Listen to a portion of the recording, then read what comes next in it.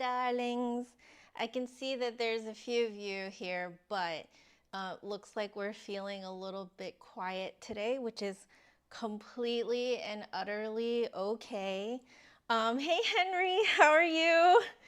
Um, yeah, so anyone who is just kind of feeling it right now and you don't want to talk, it's completely fine. This is why I put the poll up for you guys to respond to something without actually saying anything in the chat. Um, oh, I think maybe one of you did not have a good weekend. I'm really sorry. Um, Hi Henry, hi Fallen Leader. Yes, it's been a while. Hello Duck. Hi Brenda. How are y'all doing? Okay, so I do want to again just sort of update a few of you who may not have been here last week. So I am back to using my lapel microphone. I was lazy today, so I was like, I'm just clipping it right here. So there's just this huge thing right here. So I don't have my like the like extra little like fancy tiny microphone with it. So yeah, please let me know if if it sounds okay to you guys. I did kind of rebalance things. So I'm very aware I'm a very dynamic speaker. And so I know that I tend to kind of like put myself quieter than other content creators do. And that's just because I don't want to be constantly like maxing out the microphone while I'm talking to you guys. So up the volume on your device and it'll be like kind of a nice balance between my speaking voice and my fluting sounds. So yeah, just kind of wanted to put that out there. I think another thing that I wanted to put out there for you guys, also my camera is just not wanting to focus on me. So I need to just stand in front of the books. There we go. Okay, maybe if I move back here, it's okay. Okay, cool. So I just uploaded an update on my merch on my various social media. It is incredibly delayed, and I am so sorry for that. I feel a little helpless because I can't do anything about it. I have been with Spring for many, many years now, and this is the first time that I am experiencing such crazy delays in their shipping. So I ordered my own samples back in July, and I still don't have it, like early July, I think.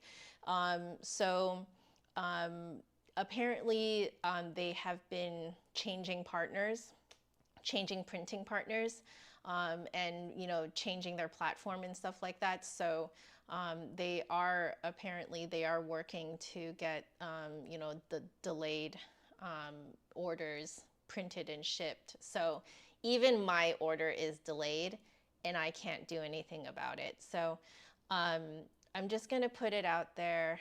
I am actually considering other places to do my merch. So in the next couple of months, I might be on my own trying out ordering, like making and ordering my own samples from other companies, kind of testing the quality and seeing what their shipping is like. Is it reasonable? Because personally, I'm finding that even though, yes, it's understandable that Spring has changed printing partners and changed platforms, and so a lot of things are delayed. I get it. I understand that things like that can happen. However, the amount of time that it has been delayed, I just don't think that that is good service. So I'm going to be trying out other places, and so I'm going to be, unfortunately, I have to kind of leave my shop on Spring for quite a few months. So this is going to be a long time in the works, mostly because I do this all on my own, and it really is just a side thing for fun. So yeah, just kind of wanted to put out there, if you have ordered merch from my shop on Spring, it's extremely delayed right now. So I'm really sorry about that. But yeah, So just kind of wanted to put that out there. Noelle, the poll won't work for you. I noticed that sometimes for some people the poll doesn't work, and that is on YouTube side, and I have no idea. Again, it's another like helpless thing. But sometimes I notice that it might not look like it's working to you, but then I might see the result. I don't know why that is. Weird. So anyway, let's catch up with you guys. I'll finish off my coffee and catch up with you guys before we start playing. Oh, the camera really hates me today. There. Okay, if I don't move around so much, like I'm also such a mover too, so like the camera never knows how to focus on me. Anyway, so Fallen Leader has a random question. Have I ever had a student outgrow a budget instrument before they actually had substantial skills that normally justify an upgrade?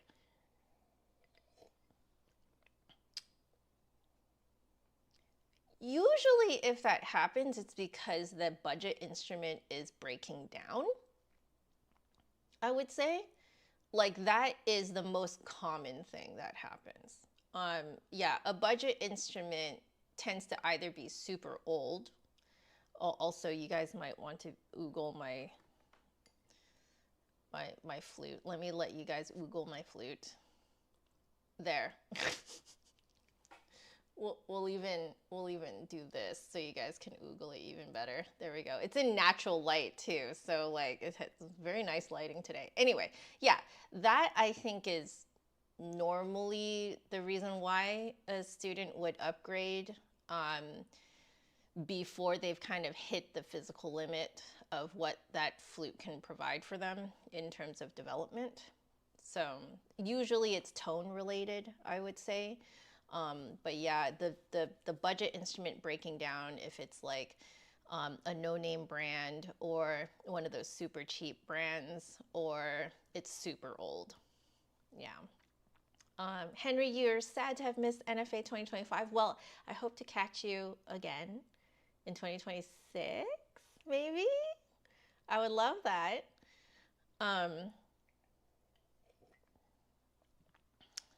Okay, so you've clarified skill level would justify holding out, but the low cost of the instrument is starting to work against them. Yeah, so it breaking down is usually the thing. Yeah. Hey, Michael, how are you? Let's see. So Noelle, you had a great weekend moving Middleton to college, then going to visit your youngest at college after orientation week. Lots of mama hugs. I love it.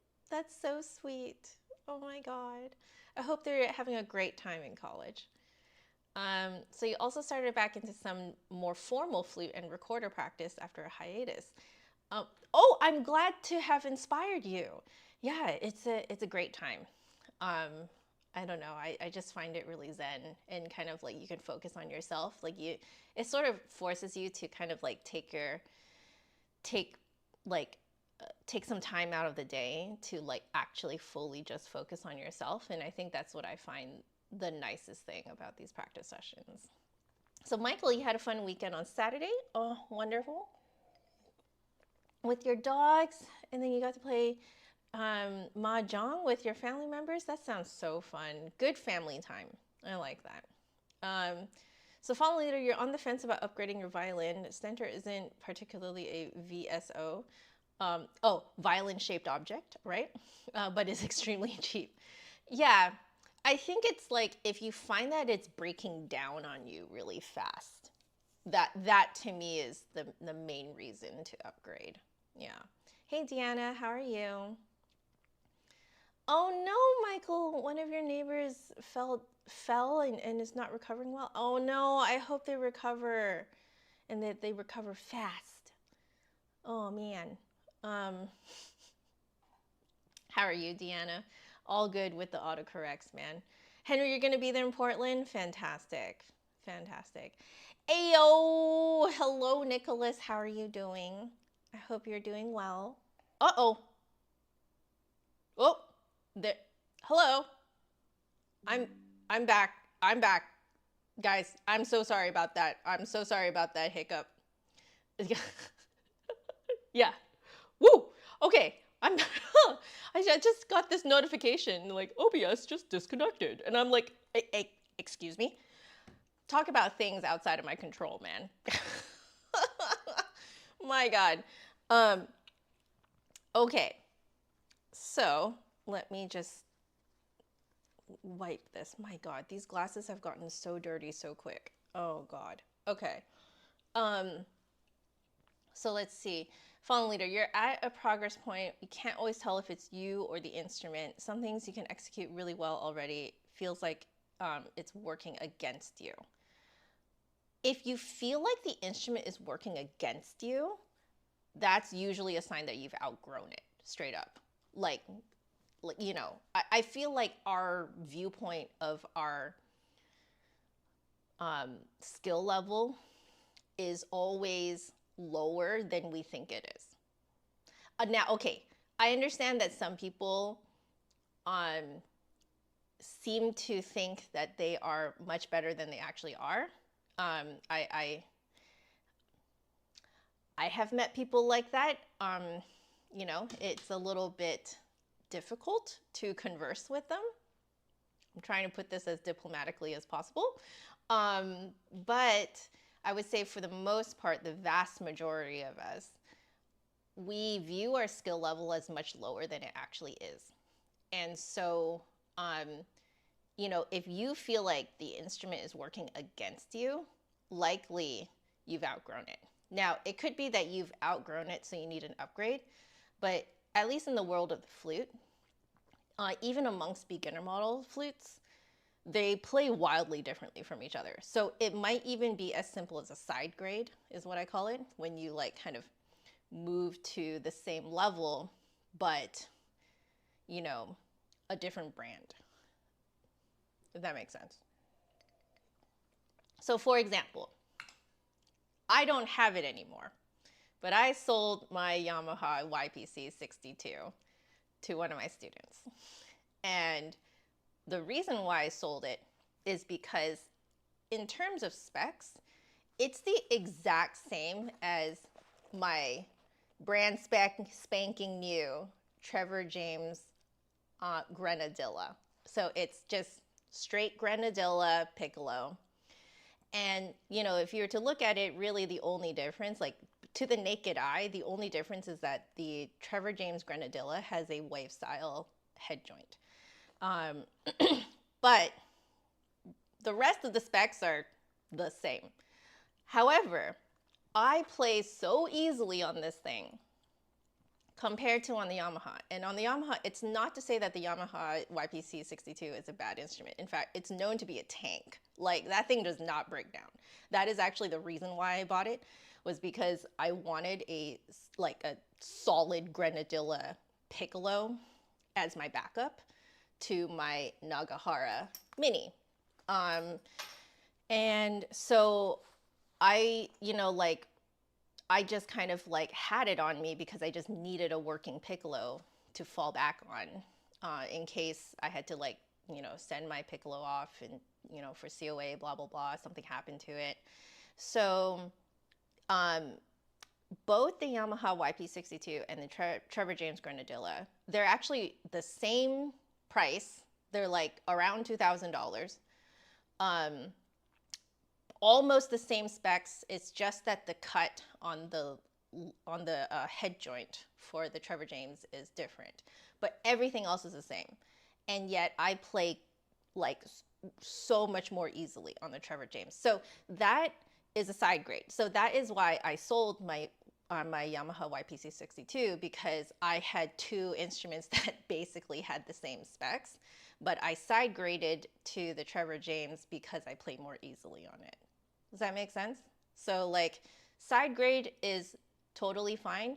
I think what I generally found works best is if you directly sell your current flute to someone else, like just directly, you know, you're going to, like, both of you are going to win, because you don't have to submit a cut of that to, you know, whoever is the distributor kind of like selling your flute for you or selling your instrument for you.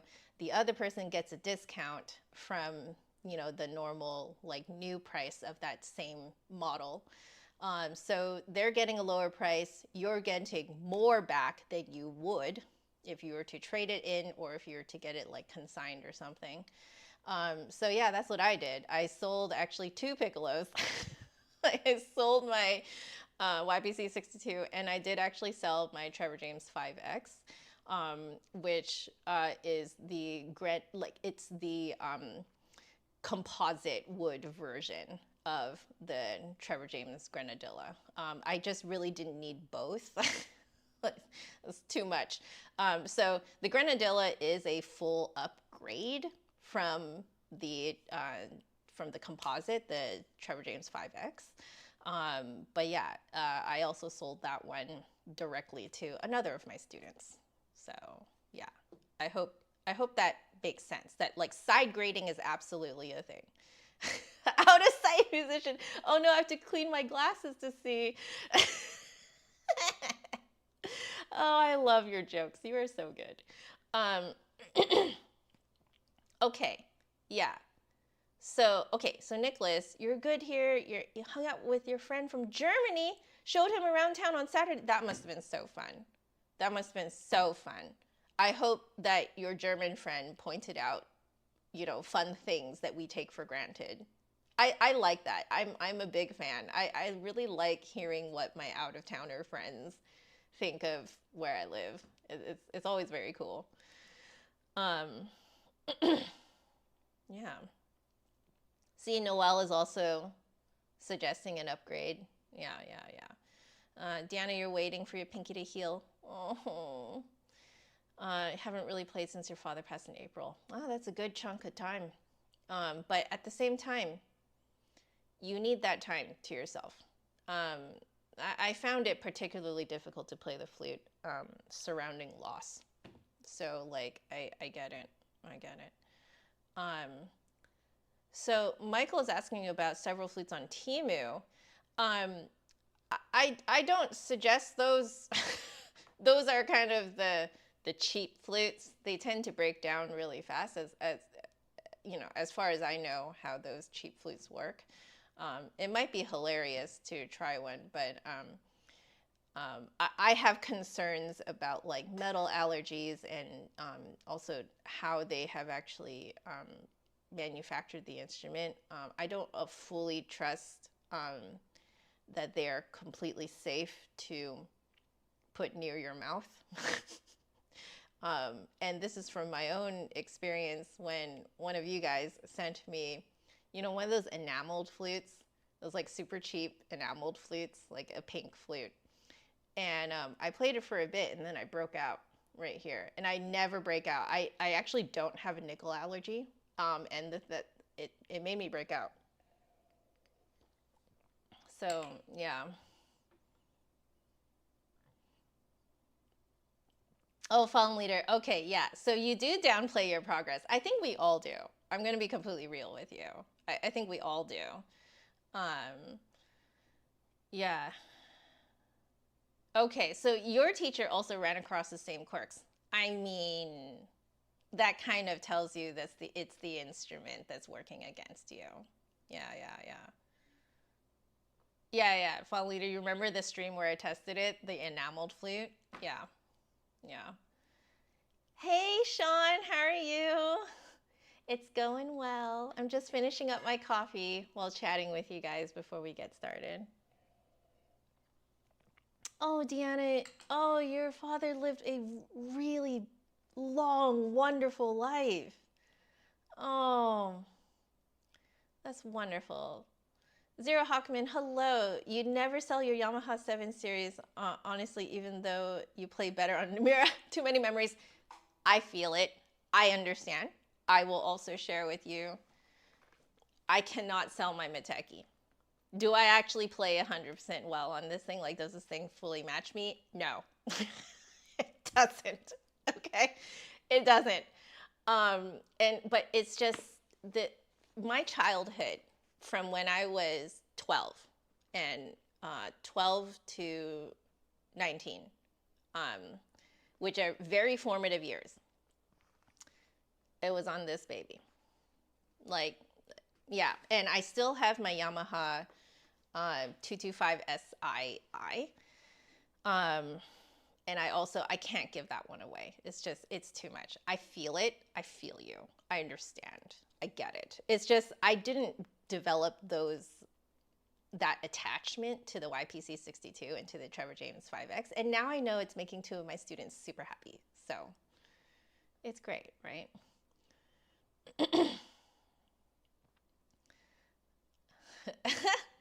um, So Sean, you thought you didn't have a membership right now. I think you don't have a little star next to your name, so your membership might have ran out.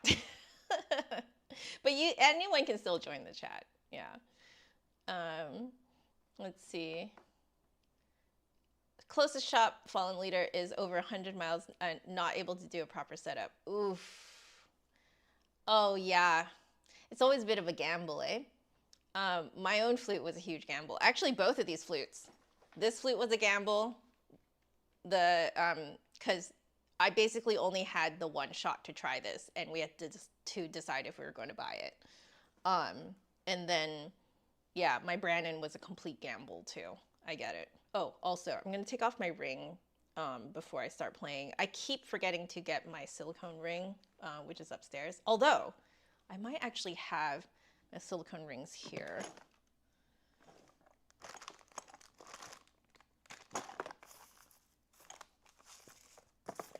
Are they here?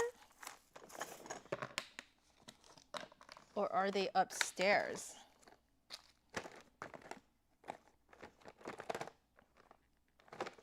They might be upstairs.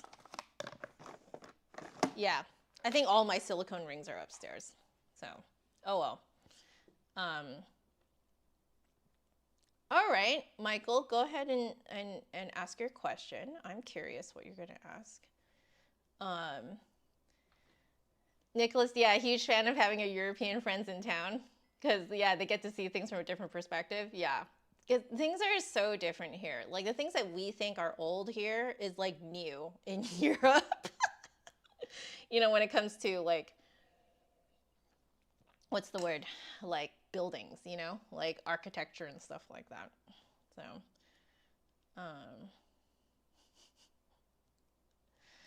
oh man.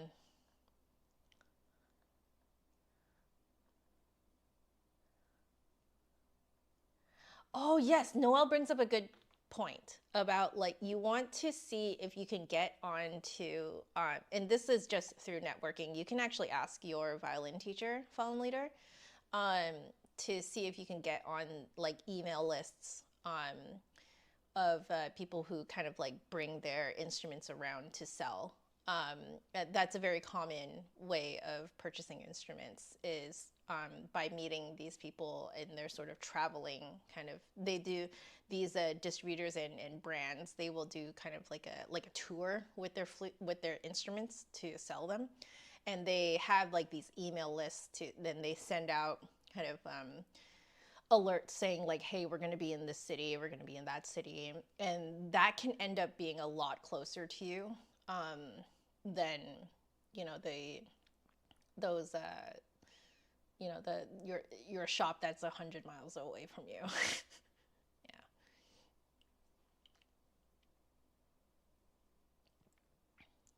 Yeah.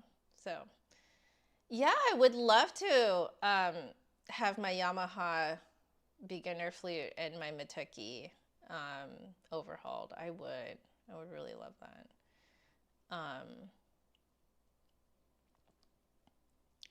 Oh, is that how your teacher felt when she sold you her silver Nagahara? Just like happy, right? It's like, because you know it's in good hands. And I don't know, just seeing your student light up is, oh, it's really nice. Sean, you're listening to Ron Paul's complete recordings on Erato. Amazing, amazing.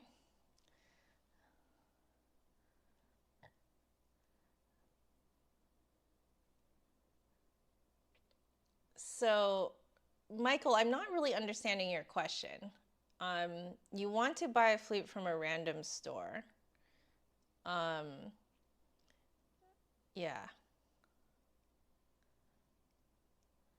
Oh, okay. Yeah. Actually, 1K for an overhaul is actually considered cheap. Most people budget 2,000 um, USD at least for an overhaul. Yeah. Oh, Sean, he recorded them for about 20 years. Wow. That's amazing. You know, Michael, a lot of people have reasons to sell a very high-end flute. Um, Sometimes, your body has, just shifted, grown, um, and, sometimes something happened to you, um, and it can cause your body to not respond well to your instrument anymore. And that is, a lot of people go through quite the grieving process when that happens to them. Sometimes people have a career change. I think this is something that's not talked about very much at all.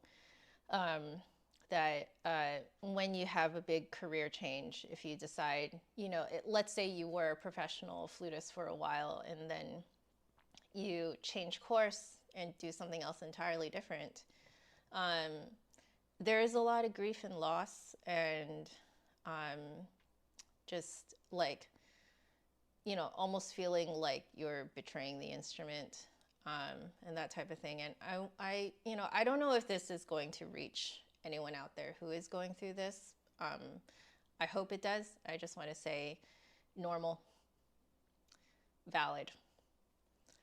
And, you are grieving a friend because, like, I think that's the bond that we have with our instrument. Like, if you're going to have a bond with your instrument, don't wrap up your self-worth in it, but, it can be your friend. And I think when you don't play, a particular instrument for a while, because you've had a career change or something like that, it can really feel like loss. So different people deal with it in different ways. Some people decide that, this flute has been with them for a long time, and even though it is worth a lot and they're not playing it anymore, the memories are worth it for them to keep. And that is completely valid. Other people want to move on, kind of have a clean slate. And so they will sell the instrument. And these are beautiful, gorgeous, professional level instruments. And also valid. I think that there are many different ways to go about approaching something like this. And, any approach that you feel will do you the best, do it. Because some people feel like if they hold on to it, they're going to feel guilty for the rest of their lives for not playing it. And it just makes them feel bad every single time they see it in their closet, So, like, that's not healthy, However, there are other people who are like, they will feel like they've sold a limb by selling it. Like, to them, it is filled with happy memories. And when they see the instrument, it makes them happy. So in which case, then it would be really, unhealthy for you to get rid of it, right? So, like, I think it really depends on the person.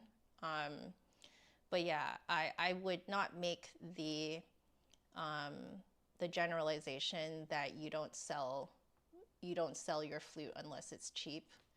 I think that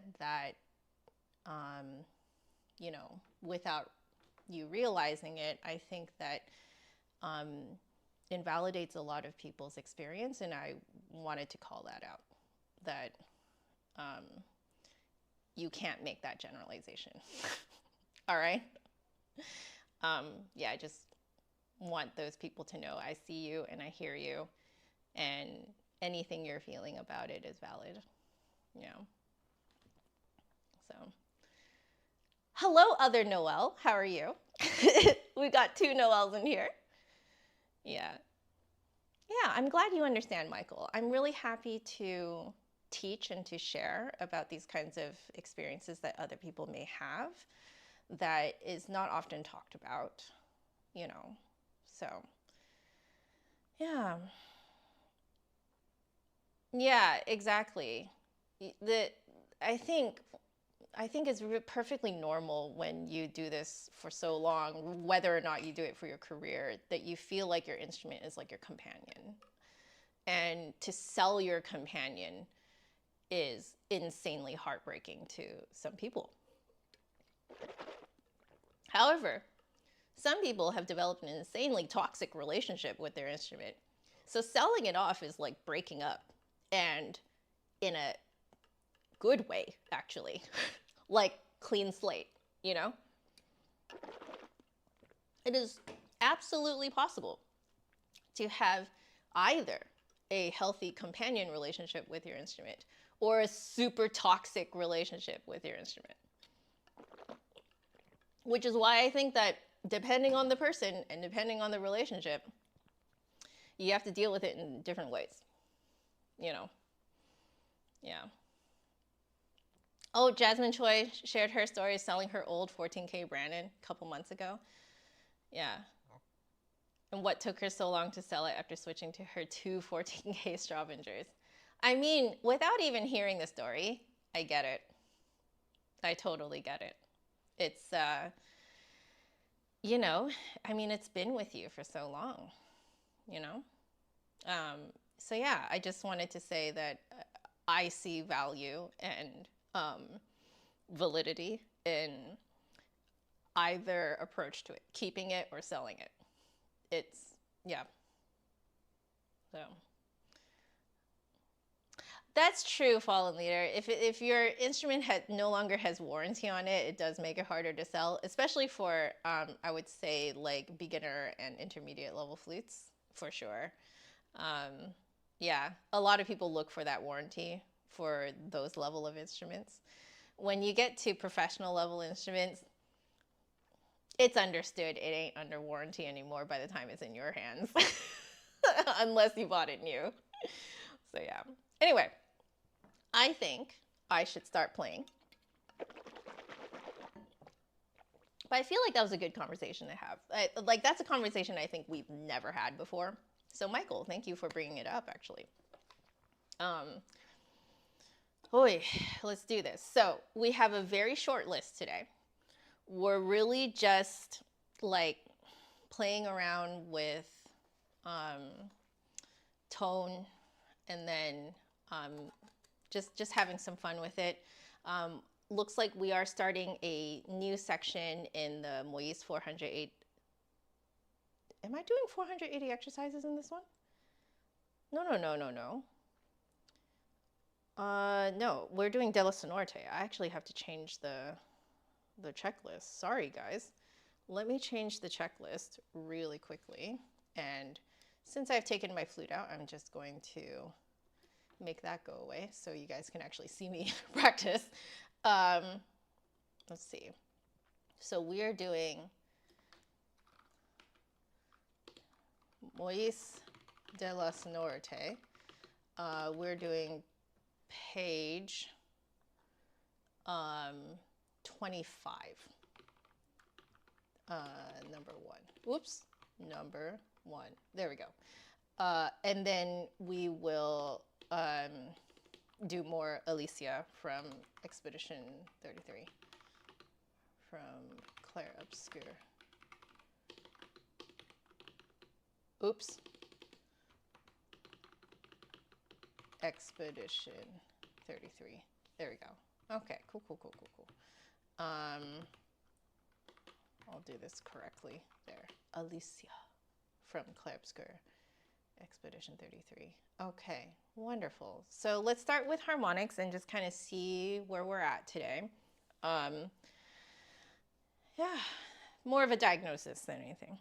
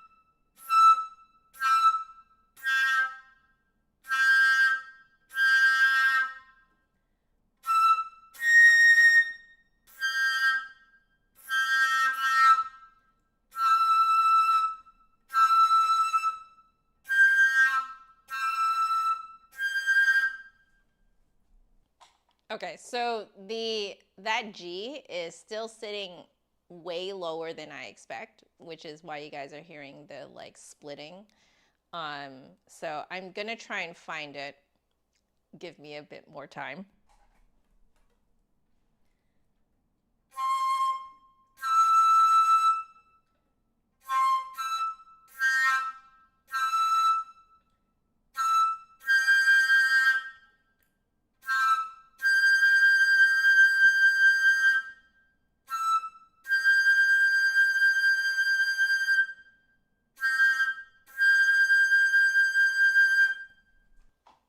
All right, you guys heard I got it more.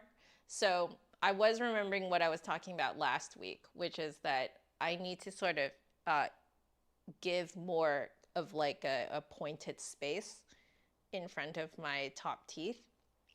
So I think my newest addition to what I'm thinking is that that space I need to open up is because I mentioned that it's like a triangle and that I needed to open up more space behind my teeth and then kind of in it like a triangle of a space in front of my teeth. So I was actually thinking of it, I think, too horizontal last week. I think it actually has to be like this, like it has to be tilted. Yeah, so I need to kind of create more space for the G up here into a point, but then have nice open space on, like behind my teeth, angled lower.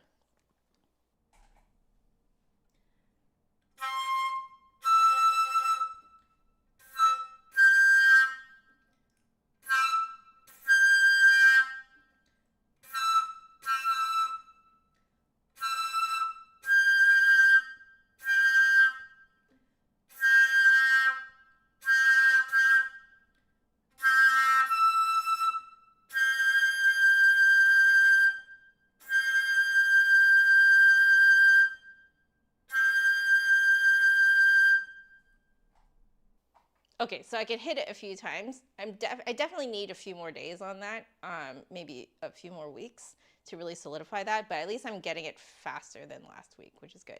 Hey, Lilac, how are you doing? I hope you're doing really well. What'd you do on the weekend? Okay, we're gonna keep going.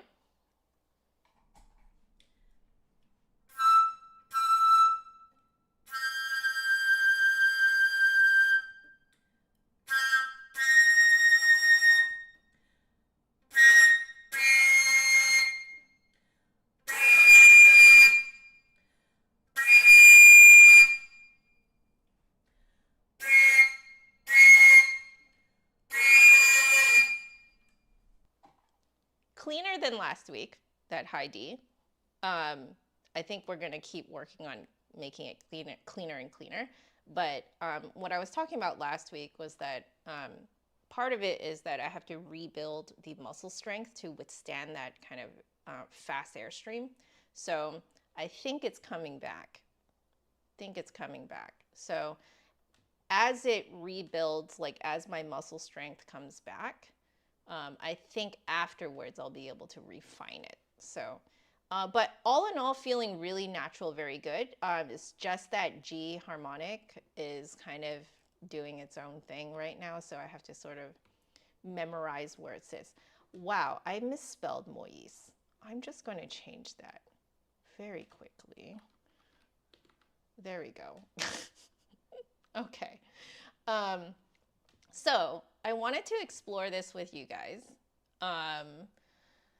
He has specific instructions on how to practice this particular excerpt. So let's see.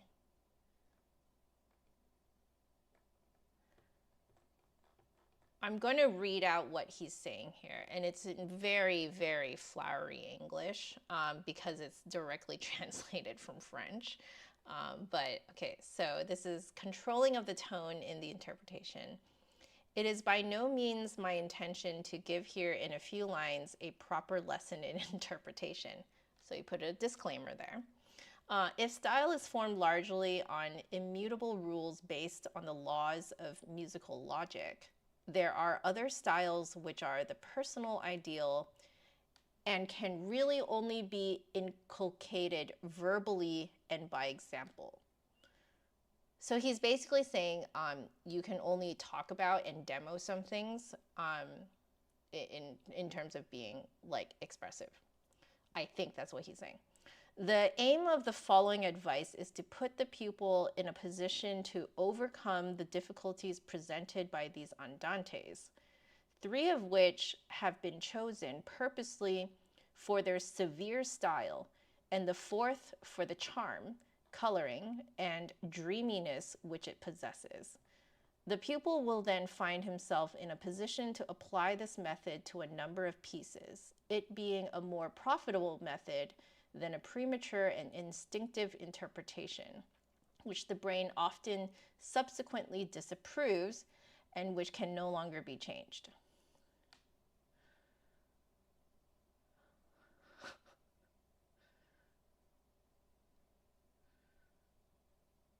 Okay, so I think he's telling us to try and not go on automatic when we play this.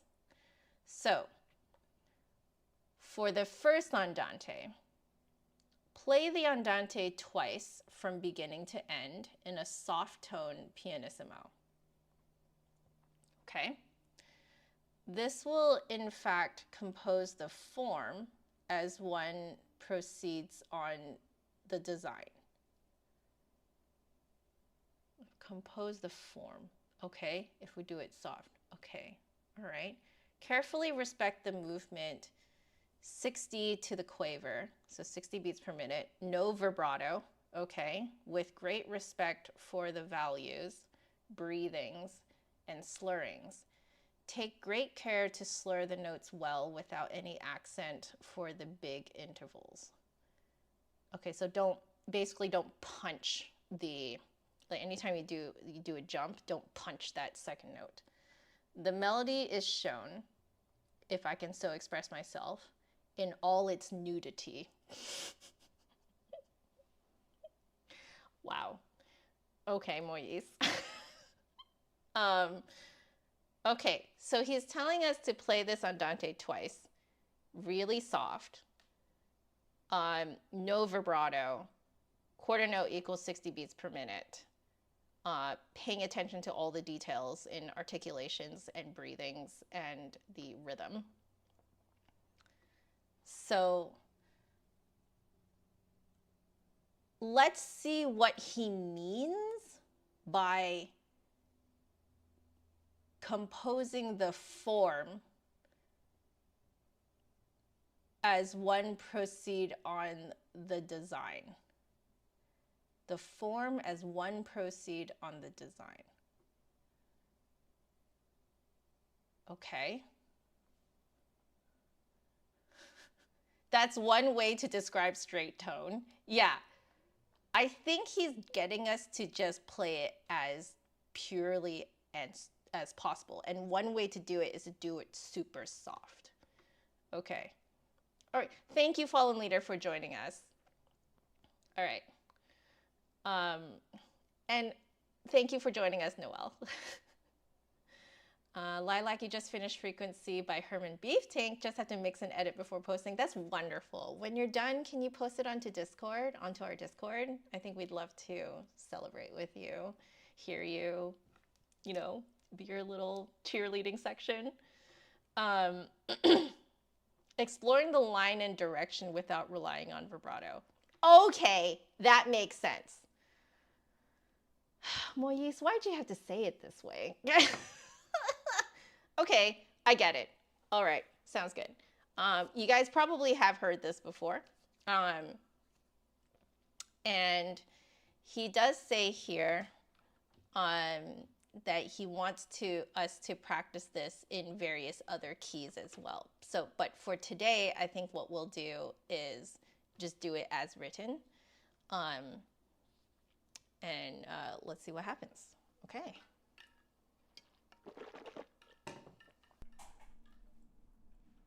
So soft, twice, 60 60 beats per minute. 1,000, 2,000. Okay. 1,000, 2,000. Okay.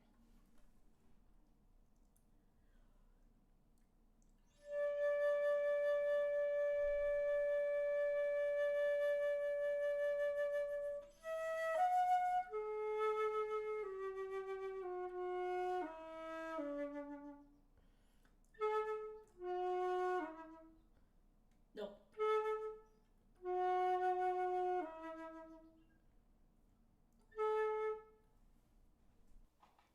I accidentally did vibrato. We go back.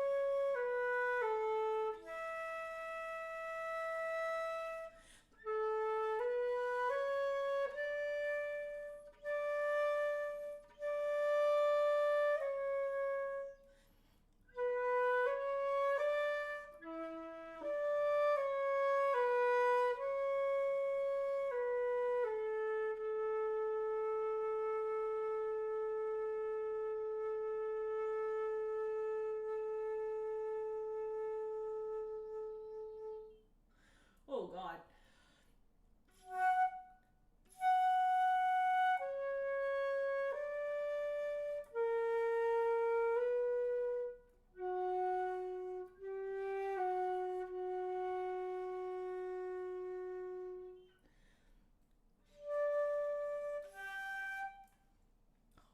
Okay.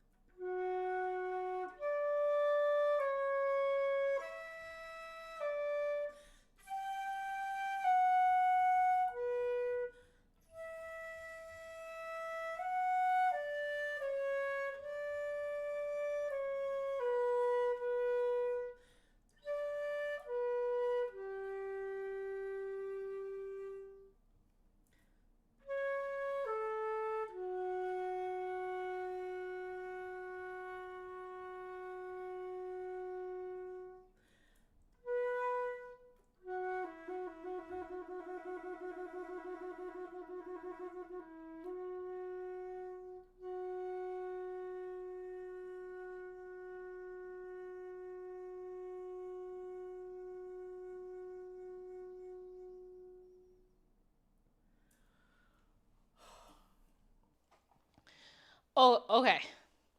That's really hard. So I didn't do that perfectly. There's a few spots that I snuck in a breath that I should not have.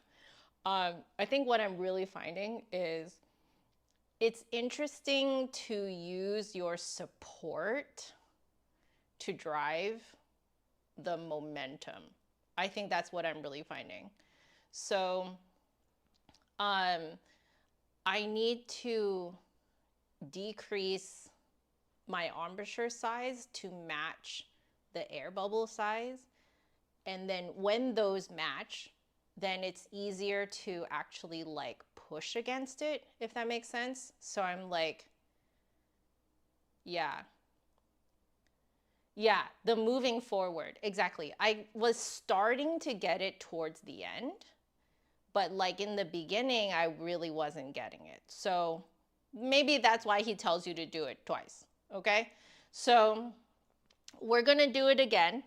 And I think this time I'm going to focus exactly like Nicholas is saying, like moving forward, but with my support.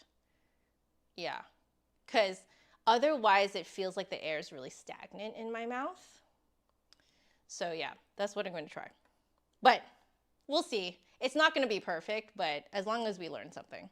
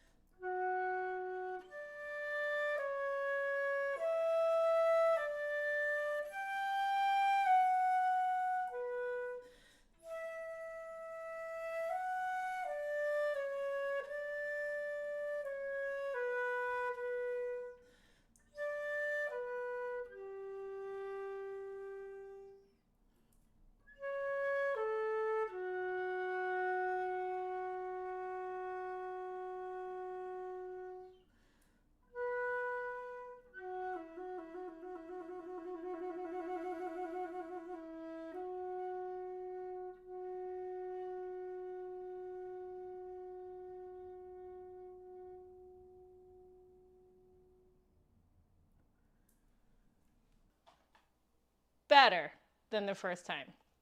Not perfect, but better. I think I know what he means now, especially because you were saying like during the rest to make that part of the phrase. Yeah. What does it for me is if I pretend that I'm making it up. Like if I pretend I'm making it up, I don't actually play each individual note. So like choppy, like it's way more flowing because I'm kind of thinking of it from a more zoomed out perspective. Thank you. I appreciate that. Yeah. So I think maybe like what translates well to my mind is like pretending that I'm making it up, and it really zooms me out. So I'm thinking of the longer flow and momentum rather than get each individual note correct. I think that's what he means by not punching out the like large intervals, have them be like completely fluid. Like it should have almost the feel of like a violin going, you know, like have that kind of like almost a slide, like a super like melty, chocolatey slide to it. Like it shouldn't have, you know, so it, like it needs to have that kind of feel to it. Okay. I understand why he tells you to only do it twice, because I am tired from just doing that. That's actually insane. So what we're going to do next time when we come across, when we do this again, he wants us to do it in D flat major. So I will do it in D flat major next time. I think I will write this in as just a note to myself. So, oops.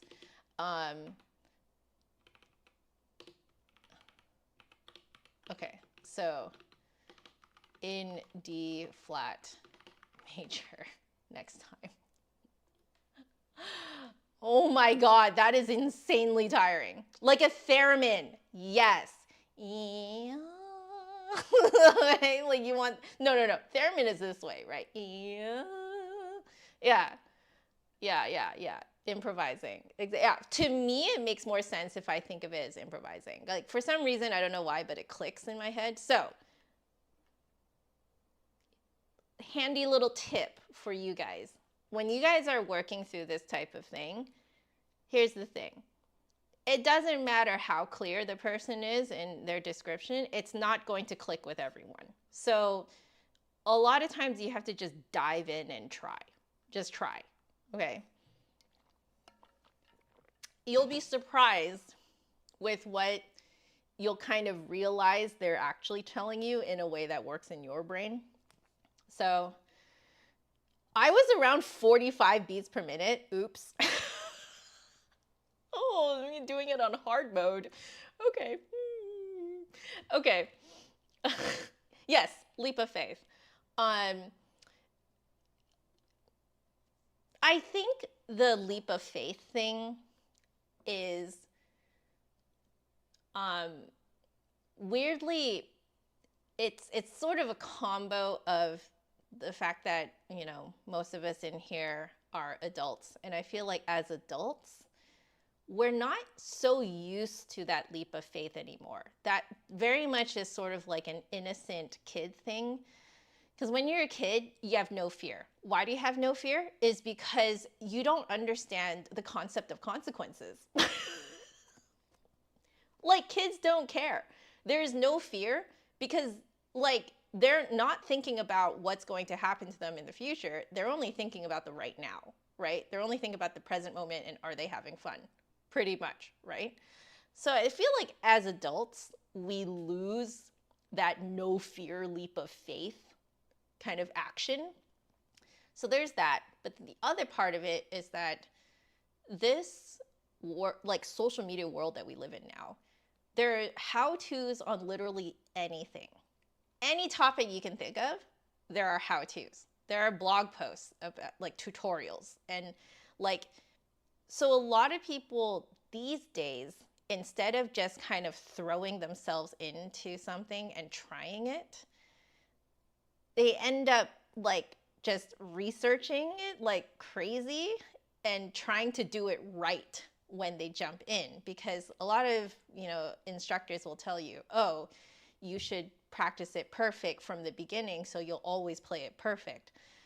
But I think when you do that, you lose your own experience of it. So like, I feel like it's totally valid to do kind of like what I just did, which is read it, try to interpret it, but then it's okay if you don't fully understand it. You can just leap right in, right? Yeah, we're more careful and often too careful. Exactly. Like we're way too aware of everything now. It's like information overload everywhere. And I think that that has made us lose this feeling of like, oh, we can just like jump right in and try. So, you know, I hope that by me showing this, it's fun is really what I'm saying, okay? Like doing that leap of faith, jumping in when you don't really know exactly what you're doing is super fun because like you learn way more when you do it hands-on and like you're learning it in a way that clicks with you, And you're not forcing yourself to adopt 100 other people's interpretation of how to do the thing. You know, you can add to the pool of interpretations, perspectives, you know. Fear of experimentation. Exactly, Deanna. There's an insane fear of experimentation right now because we're so caught up in what's right and what's wrong. So, exactly, Blue Moon. Kids don't know better. Kids really don't know better. And it is beautiful. It's wonderful because they just jump right in and learn things, you know, like no fear. So, yeah. And Nicholas makes a good point. So much for trying to learn things perfectly from the beginning so that you always play it perfectly. There's not even such thing as a perfect performance anyway. We're human. We're flawed. And my chat is also going nuts. But anyway, yeah, reluctant to kiss the frog. I have never heard it put that way, but that is exactly what it is. It really is. So yeah,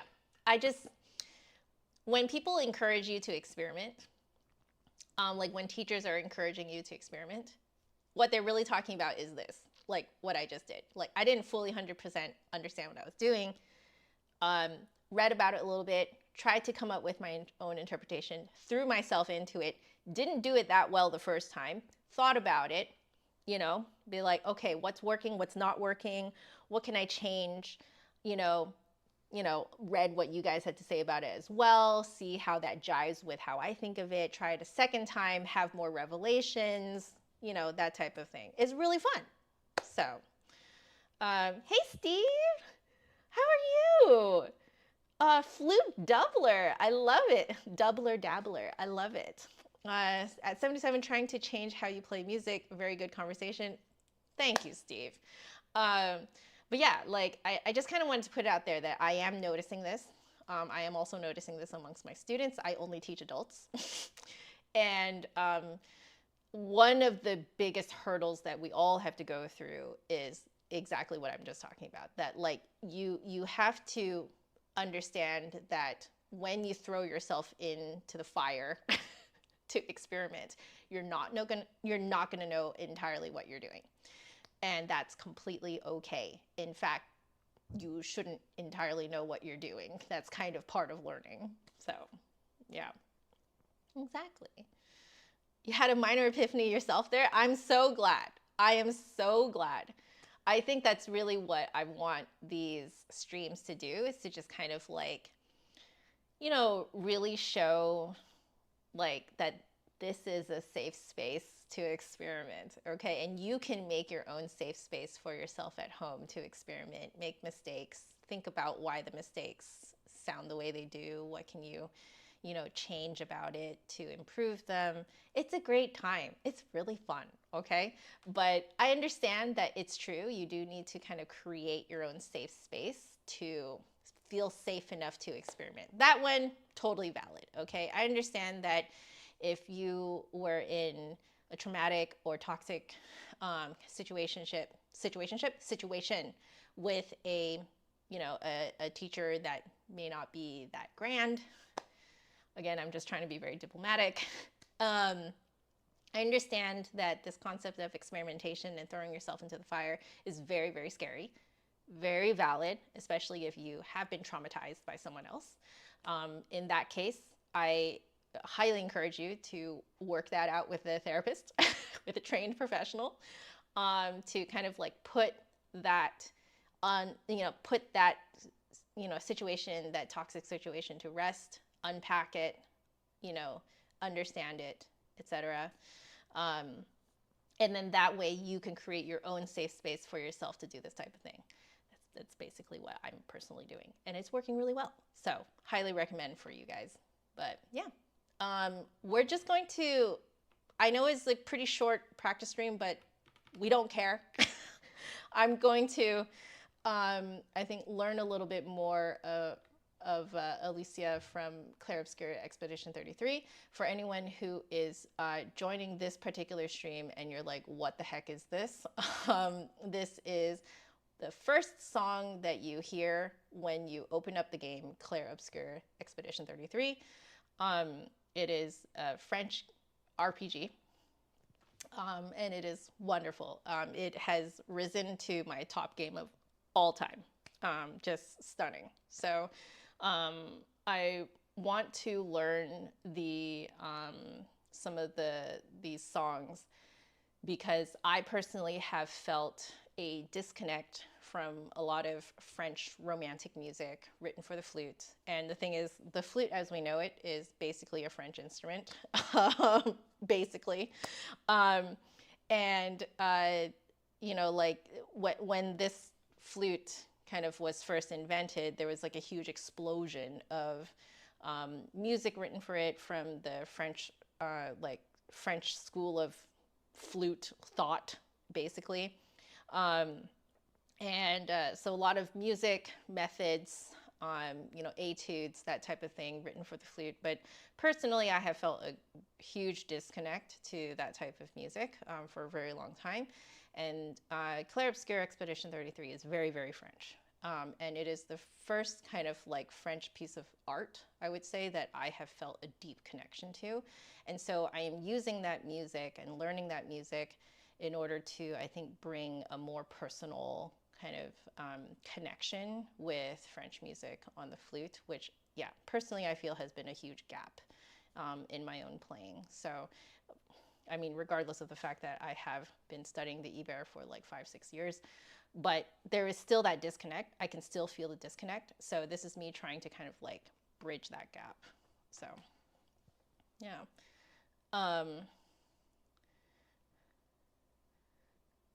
Oh my gosh, Emily. So one successful experiment that you did was when you put a tool that is normally used to help video gamers to add height to your left index finger key. I mean, that's why I put the cork here. But there's a thing that you can put on your finger for for what? I didn't know that existed. That's so cool.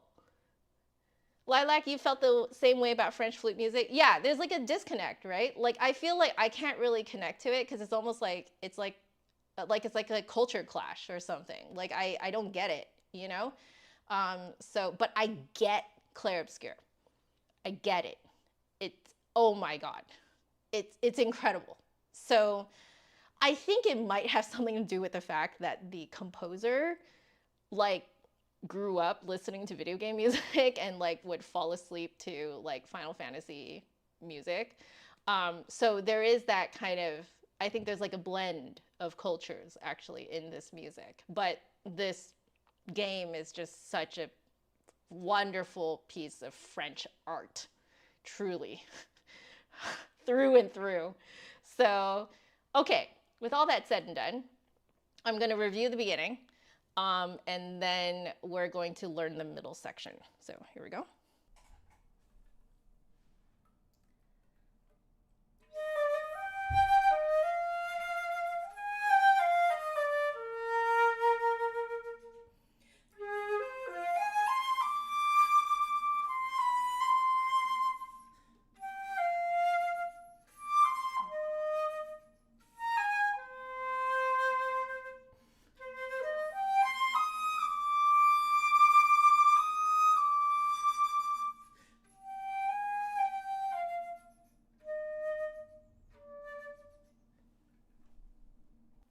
Okay, I'm going to just, I was kind of like half looking, half not.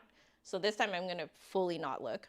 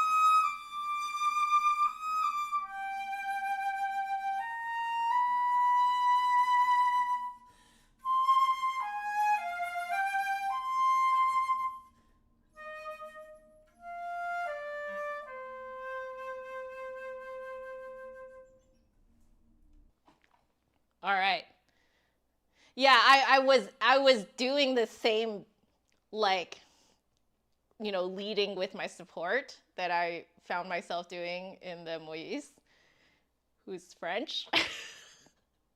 Yeah. What if I played a sans vibrato? We'll try.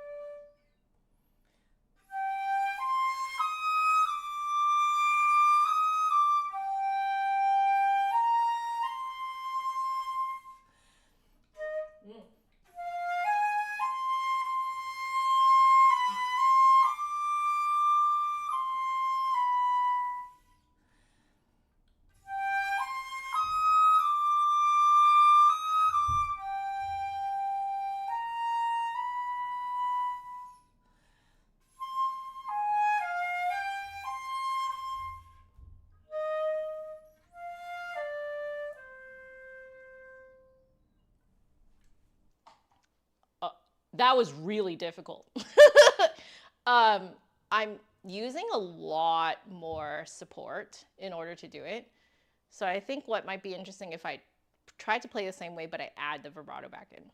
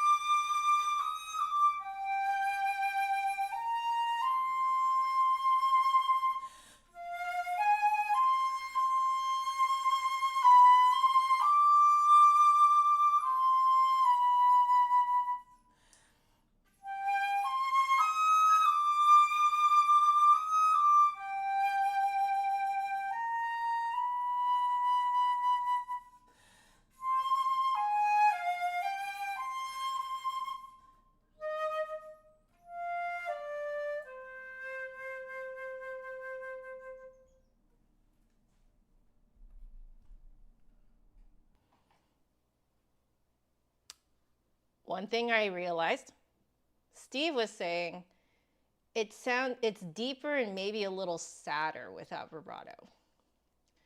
So here's the thing.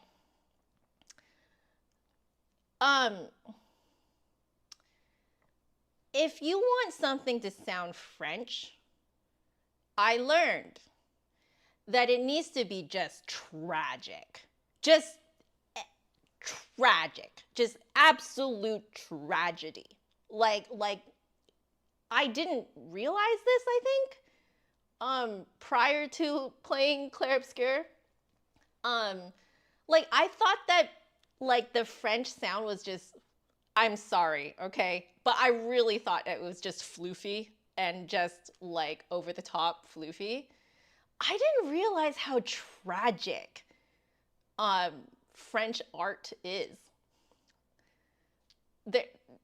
There's like, it's not quite melancholy. It's not melancholy. It's just tragic. And yeah, I think that I'm able to access that tragedy with that kind of support, you know? Yeah. So Emily, please share that on Discord. Are you on our Discord? If you're not, let's hope my bot's awake. Don't know if my bot's awake. There it is. Okay. Join our Discord and just pop it into the general chat. I'm sure a lot of people would love to see. You're talking about the. Are you talking about the little attachment for gamers, right? Yeah. The difference between American and European Parisian sound is we, as Americans, think of vibrato as part of our tone and sound, versus European uses vibrato as an ornament. So what's interesting, I'm going to just draw a little like connection for myself personally there. You're absolutely right. Because I find that when I play like vaguely Asian things, I do the same thing. I also don't actually use vibrato all the time. I use it as an ornament as well. And it never really occurred to me that this like kind of Parisian sound is the same. It never occurred to me because I think that's why I thought that like French romantic music was just floofy, because that was the way I was playing it, because I was playing it with like so much vibrato. I think I learned something new today. The tragedy, that tragic feeling, I think comes from the fact that you don't use vibrato all the time. And it is very difficult to play that way because you have to lead with your support. Oh, people say your playing is not quite American because you don't use vibrato much in your playing. There you go.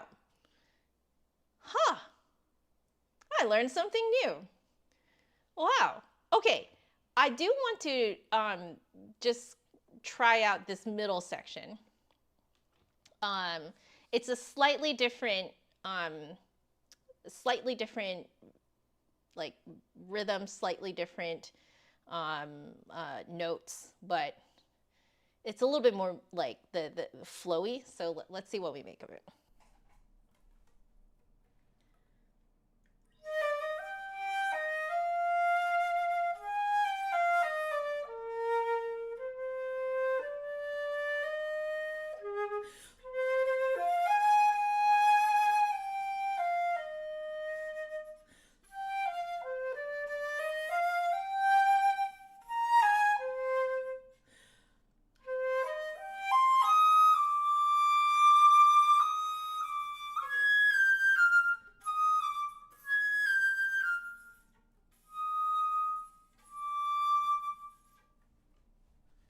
Okay, I'm actually starting to hear now where I'm doing like extraneous vibrato.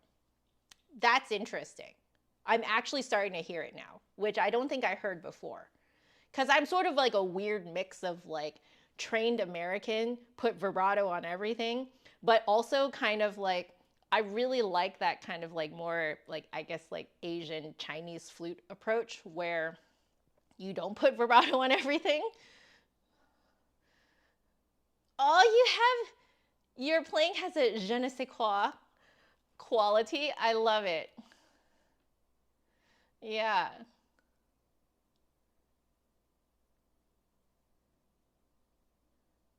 Interesting. Lilac. So anytime you use vibrato in school, it ruined your tonal center because you weren't connected to it, or you felt it felt unintentional.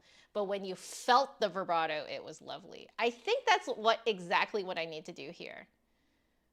Yeah. You should still be able to take away vibrato.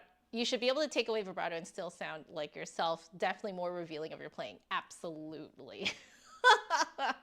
Oh, okay. Okay, I'm gonna try out this middle section again.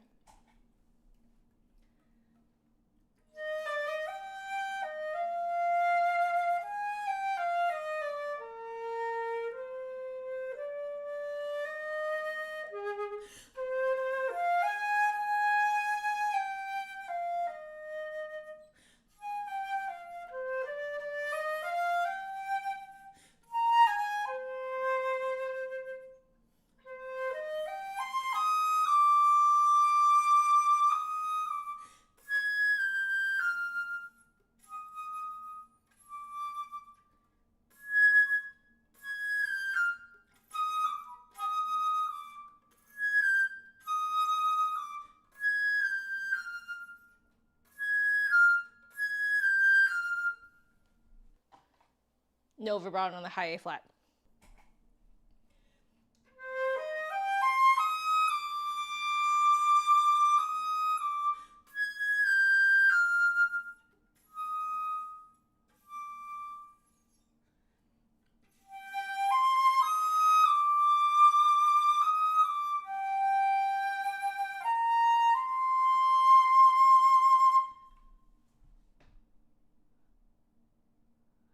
Okay.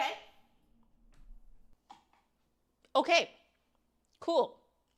You've also been guilty of using too much vibrato as an anchor to not support or rely on vibrato. Yeah, yeah, yeah. I can tell that that's what's happening here. I am in love with the fact that my choice, or not really my choice, it was just the next thing on the list to practice, that the Moyes exercise really was insanely applicable here in Alicia. And it's now giving me some ideas of what to do for the second movement of the Ibero Concerto, which I'm going to do on Thursday. So all of this is connected. That's interesting. You can play a shoestring if you're sincere. Yeah. Yeah. Oh, am I not supposed to tell you what's unplanned? Well, we're going to be real here. All of this was unplanned. I didn't expect this to happen. And yet again, I feel like this is such a great thing to just kind of like point out to you guys that truly just throw yourself into the fire. You know, you never know what's going to happen, what connections you're going to make, you know. I just saw the time, guys. I need to clean up. So we're going to clean up now. Let's turn on my second camera here that is horribly out of focus. There we go. Okay, so we're going to clean up. But yeah, wow. Okay, I feel like I really got some good work done today. Feeling very, very good. Because I think this is the direction that I want to go in for the Ibero for sure. I'm thinking back to how I'm playing even the first movement, and I'm like, no, less vibrato for sure. And if I remember correctly, I believe the second movement of the Ibero is actually, isn't it a tribute to his father? So it is tragic. It's insanely tragic. Yeah.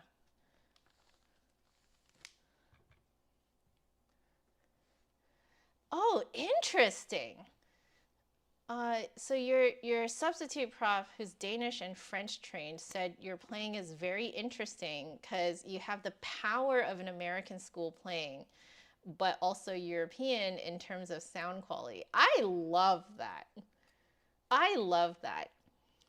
I legitimately, I wonder if that is somewhat born out of our identities, because that sounds a lot like me too. You're sort of straddling two worlds, and for me, it's because I feel that it is representative of how I feel as a Chinese American. I was born here, but culturally, I was brought up in Chinese circles. And so, the music that I hear is not all American, European, or whatever, what have you. So my worldview is this kind of weird mix of a lot of things. And I feel that it is, my sound on the flute and what I am attracted to sound-wise ends up being that same kind of mix, So Yeah.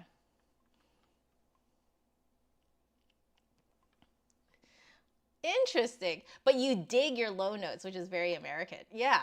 Yeah. Like I dig my low notes too. In fact, I think I was um, actually somewhat chastised for it um, by a teacher or two because I think I did it too much. And at the time that I was chastised for it, I believe I was in Canada, which is, functionally operates a little bit more European.